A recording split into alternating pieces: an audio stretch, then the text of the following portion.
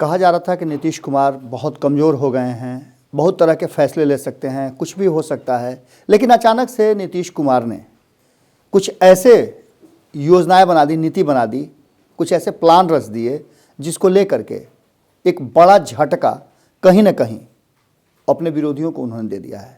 हालांकि अपने समर्थकों को भी एक बड़ा सबक उन्होंने दे दिया है। जो काम उन्हें दिया गया था वो काम भले ही वो पूरी तरह से नहीं निभा पाए हों, लेकिन जो कमियां रह गई थी उसे पूरा करने में नीतीश कुमार ने अपने आप को पूरी तरह से झोंक दिया था।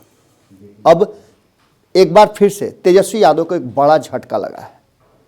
आपको पता है कि जब से सरकार बनी है तब से सरकार गिरने की कवायद और चर्चाएं तेज चल रही थी। आपने देखा होगा किस तरह से खरमास के पहले बड़े बड़े दावे किए जा रहे थे। कहा यह जा रहा था कि सरकार गिर जाएगी, ये सरकार नहीं चलेगी, नीतीश कुमार कमज़ोर हो गए हैं, नीतीश कुमार अब ज़्यादा दिन तक घुटन महसूस नहीं कर सकते हैं। लेकिन नीतीश कुमार वो नीतीश कुमार नहीं है। नीतीश कुमार अब राजनीतिक रूप से काफ़ी अनुभवी भी हैं, पारंगत भी हैं और मजबूत भी हैं। अगर मजबूत नहीं होते तो पिछले 15 साल से उनके पीछे पीछे भारतीय जनता पार्टी, जो कि देश और दुनिया की सबसे बड़ी पार्टी है, नहीं चलती। इस बात में कहीं ना कहीं गच्चा खा गए तेजस्वी यादव। तेजस्वी यादव राजनीतिक रूप से बच्चा हैं, ये बातें नीतीश कुमार ने कई बार समझाने का प्रयास किया है। एक बार फिर से तैयारियों और तेजस्वी यादव के सोच पर अचानक से विराम लगा दिया, एक बड़ा झटका दे दिया है कहीं ना कहीं नीतीश कुमार ने।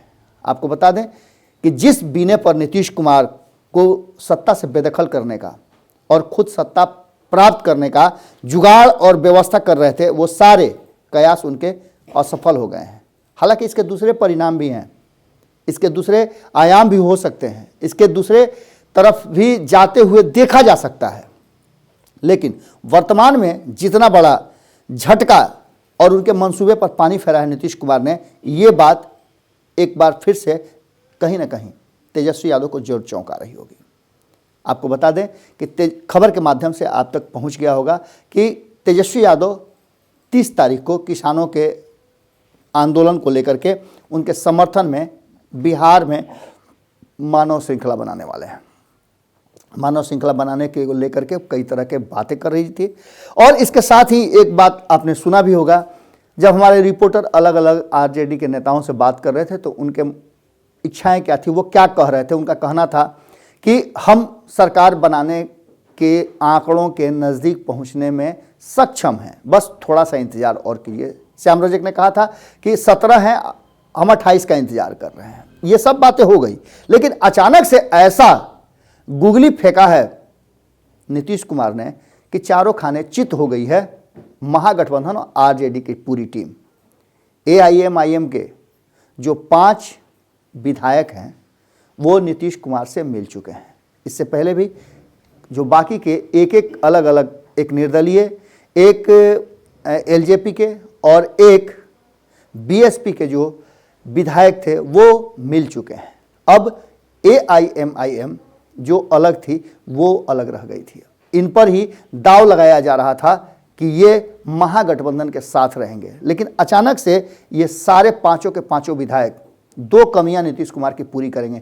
एक तो अल्पसंख्यकों की जो दूरी उनसे रह गई है वो कमी पूरा करेंगे, और दूसरा भारतीय जनता पार्टी को भी वो निश्चित रूप से, जहां एक तरफ तेजस्वी यादव को उन्होंने उनके मंसूबे पर पानी फेर दिया है, वहीं भारतीय जनता पार्टी को भी वो एक बड़ा चुनौती जरूर दे रहे हैं। भारतीय जनता पार्टी ने हाल फिलहाल में ही आरजेडी के कई विधायकों को, अपने पूर्व विधायकों को, पूर्व एमपी को, लगभग आधा दर्जन से ज़्यादा नेताओं को अपने तरफ मिलाया है, और भी कई दलों के नेता थे। लेकिन इन सब पर नीतीश कुमार की योजना भारी पड़ने वाली है। मंत्रिमंडल विस्तार में इनमें से कितने लोगों को जगह देंगे ये तो बाद में पता चलेगा, क्या समझौता हुआ ये भी बाद में पता चलेगा। लेकिन ये चर्चा ज़बरदस्त है कि एआईएमआईएम अब बिहार में नहीं बची और नहीं बचेगी, क्योंकि इसके सारे विधायक जदयू के सदस्य बनने जा रहे हैं। पूरी पार्टी का जितने भी विधायक हैं वो प्रदेश अध्यक्ष के साथ जेडीयू में अपना विलय कर लेंगे। इनमें से आपको बताया था हमने कि प्रदेश अध्यक्ष जो अमौर से विधायक थे अख्तरुल इमाम, वो थे।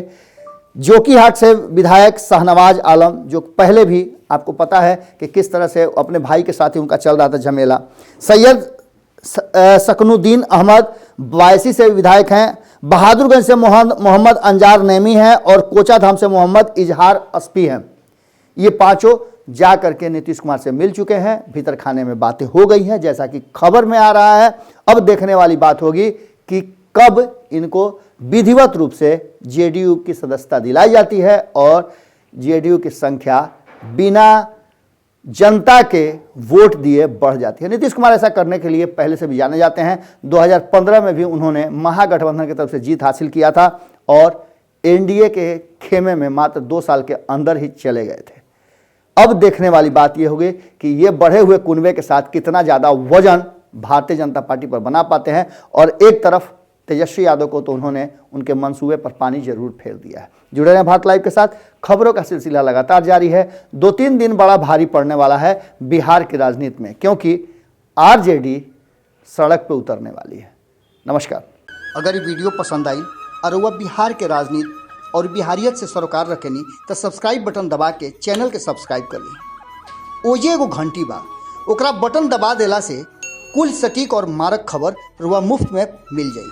अगर रुआ पत्रकारिता के हमनी के नया प्रयोग में सहयोग कर चाहतानी तो ज्वाइन बटन दबा दी। पेटीएम नंबर नोट कर ली 9386816700। धन्यवाद।